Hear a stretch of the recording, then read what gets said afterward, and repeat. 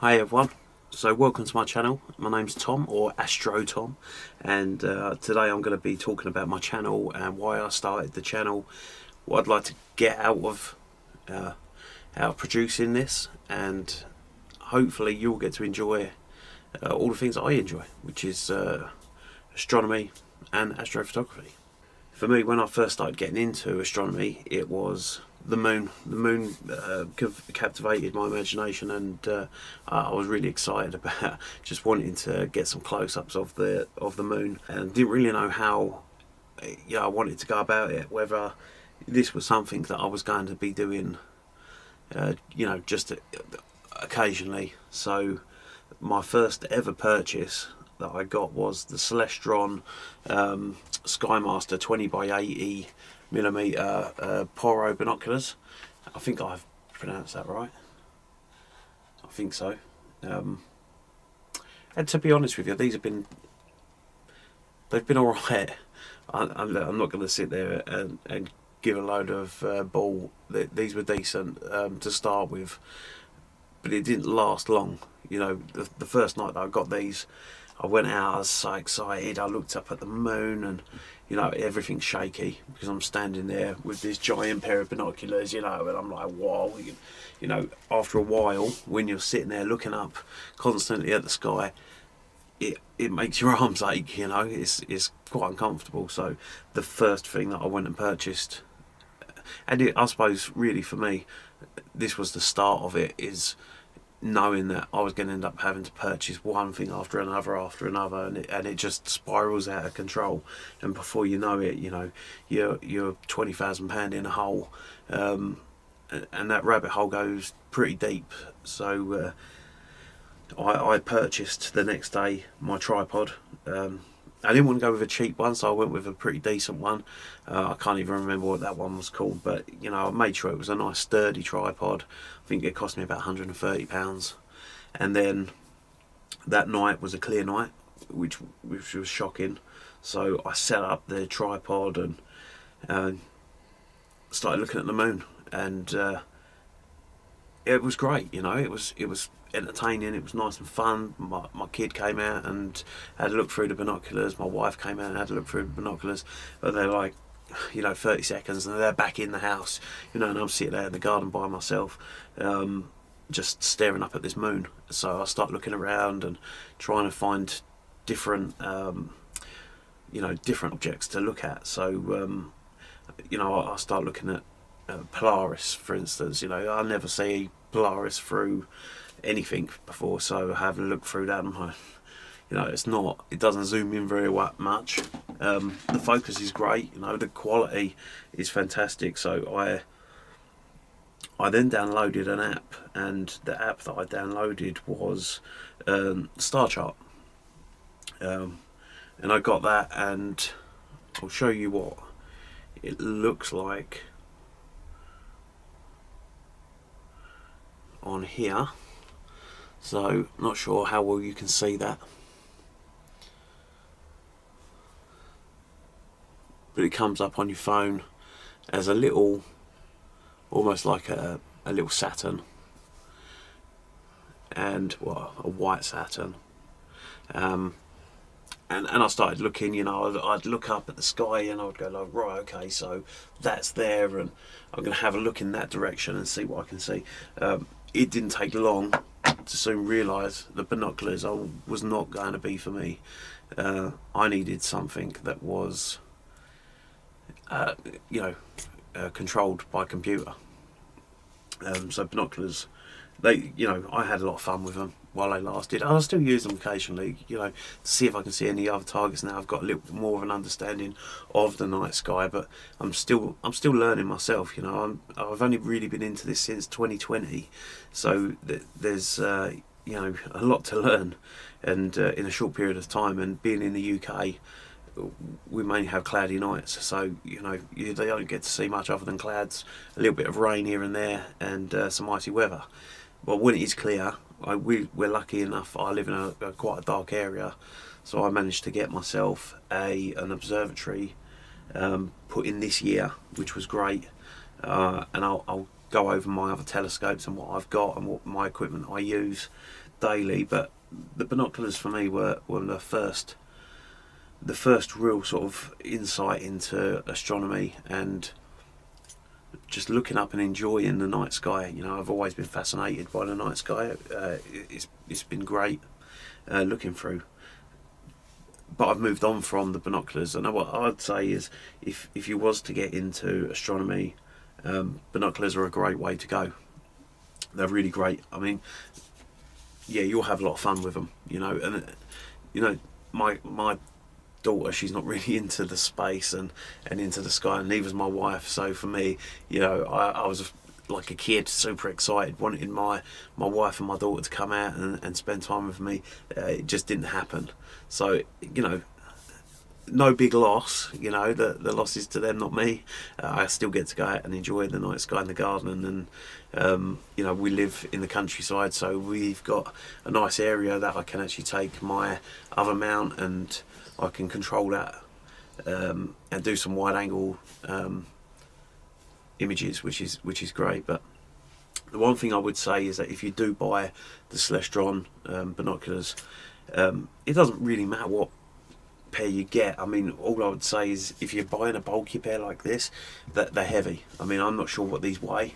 Let's see if we can have a little look on the site, and we can read some of their reviews as well. So I'm actually on the Celestron site at the moment, celestron.com/product/Skymaster 20x80mm Poro binoculars, and you know, it's got 4.4 rating out of obviously 5.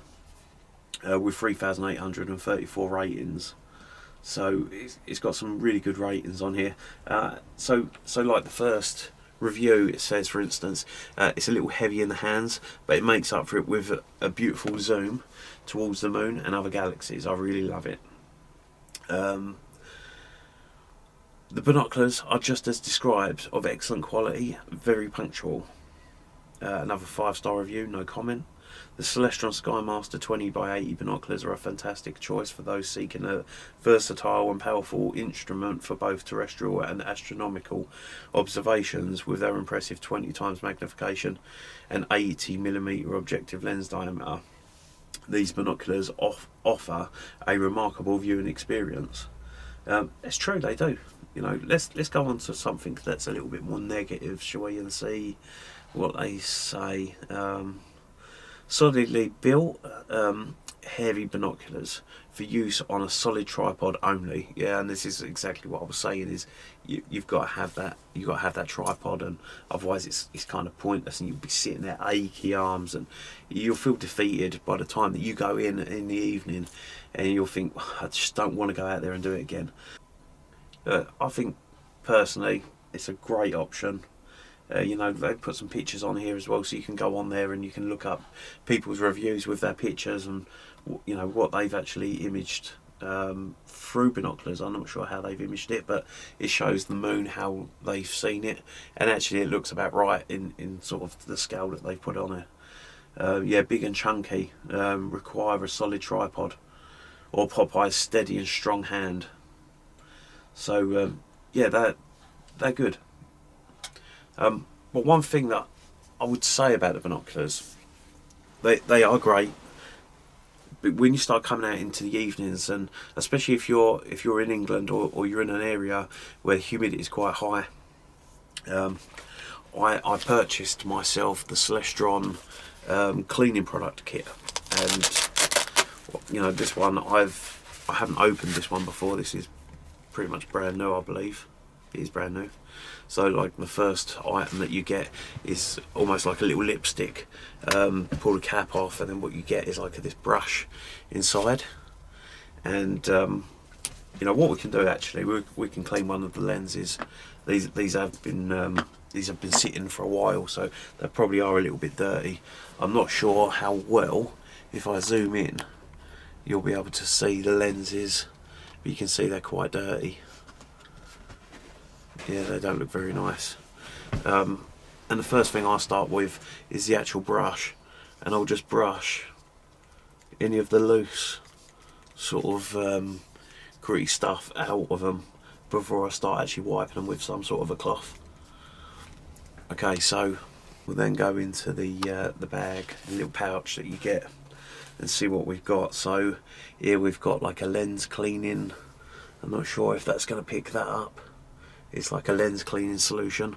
It's just a little spray bottle, really. Probably got a bit of washing up liquid in it, and I'm sure it's got a bit more than that in it. And then we've got like a little instruction manual. I'm a typical man, I don't read instruction manuals, so I just work it out for what it is. A little polishing cloth, and in here I'm assuming we've got some wipes as well. Yeah, so pre-moistened lens wipes. So I mean, what I would really do with this, I would pretty much just get a lens wipe out, take that out, unfold it,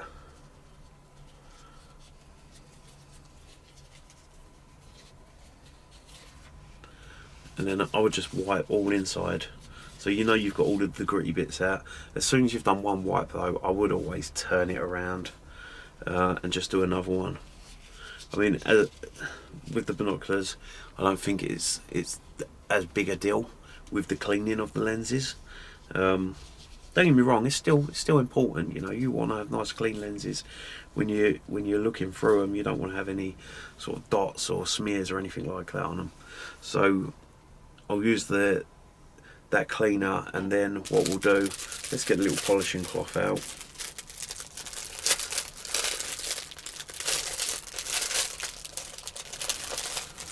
So little polishing cloth, and let's just give it a little bit of a wipe over.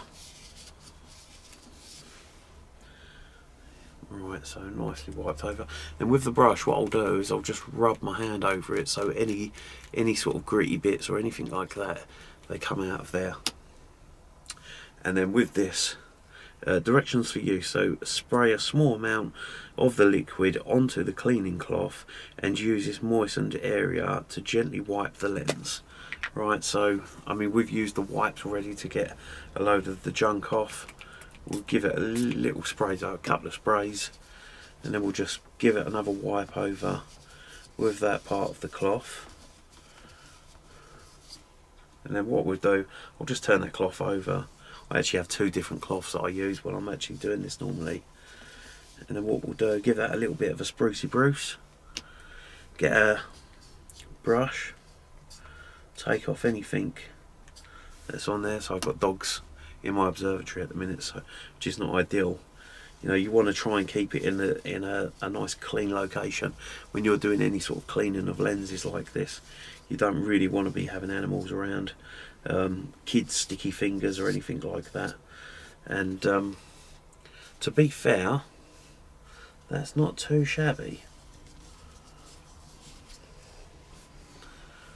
So you can see from here, I'll turn that like that, and then you can see how dirty that one is in comparison. Let's see if you can see it at different angles. And there you go. I mean, to be honest with you, I look at that and I would say it looks like brand new again. So I'd be happy with that. I won't bother doing the other one and boring everybody with it. But the same process. Use one of the wipes. I wouldn't use the same wipe for the next lens. Just open up another one. I mean, these are cheap as chips, so I wouldn't worry too much about using too many of the wipes. So the cleaning, really, what you want to do, give it a little bit of a brush to take off any sort of gritty bits or anything like that. After you're done, you can just retract it, put your lid cap back on, stick it straight back in the bag, and then you want to go over it with one of these wet wipes. That'll just take off any of the sort of the muck, really. And then from there, what you want to do, dry it off. So I dry it off with my little polishing Celestron cloth, yeah. And then you can spray it with your cleaning solution, and then dry it off again with your cloth. And then what I do is I go back over it again. I make sure I try and get all the grit out of the little brush, and I'll go over it with the brush again just to make sure I've definitely cleaned it all. And then visually just look at it, and you know, you can decide whether it's clean enough or not, whether it does for you, or whether you want to be really fussy and make sure you get every mark off of it. And that's ultimately it. You know, I'll stick it all back in there with me, back in the pouch, and it's ready for the next time that I need to clean the lens. So there you go. That's how I started, was this pair of binoculars, and from there, what I'll do is I'll show you all of the other stuff that I've accumulated since COVID, really, and let's see what you think. So I'll just take you off the tripod, and we'll have a little look around. So mainly the channel is going to be about sort of going around and sort of doing seeing what I do, just with the Celestron side of things, and you know, not just Celestron, like I say, ZWO, and some other bits and pieces like that. So, you know, if you look up here, this was my first big telescope. So I got the Celestron 8-inch Schmidt from, I think I bought this from the Widescreen Centre. Great shop, guy's really nice there, very knowledgeable, knows what he's doing. And I got this with the AVX mount, which works a treat. It was really good. That done me for, I think that done me for about 2 years. And then recently my wife just purchased a new telescope for me, which was the Williams Optics 61 Zen Star, I believe it is, with the flattener. I'll do another video about that telescope another time. And then I've also got I've got my dogs down here as well. I'm not sure you can see them. There we go, chilling out. So then I've got my guiding scope as well, which has got a little W and W Astro dew heater on it, because like I say, we get a huge amount of dew here, just because of how wet everything is, really. And then what we'll do, so this is the observatory warm room. Yeah, it's nothing special, it's just a shed. And then we'll go through the door. What I did was I put the soundproofing foam on, not to soundproof it. I don't really care about the noise. I sit out here, I'm pretty quiet. It was more about trying to insulate it, and doing it in a way where it sort of worked for me, and had a bit of an okay look to it.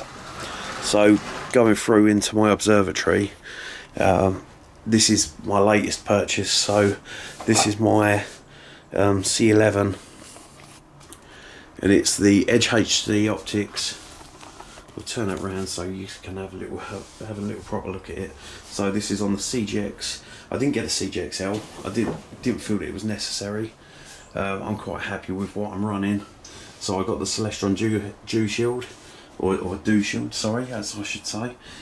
We've got the Celestron Dew controller. I brought this sort of cable protection stuff. Actually, it works out all right. It's not too terrible. I've had a few issues with connections and stuff like that. So that runs with the Dew controller, and then I've got my StarSense. I've recently just purchased the new StarSense Auto Guider, but that's not released in the UK until, I believe, January, February time. Mainly January, I would have thought it'll be here. We've also got the autofocuser, and then we've got the ZWO ASI 2600 MC Pro camera, dedicated, which works an absolute treat.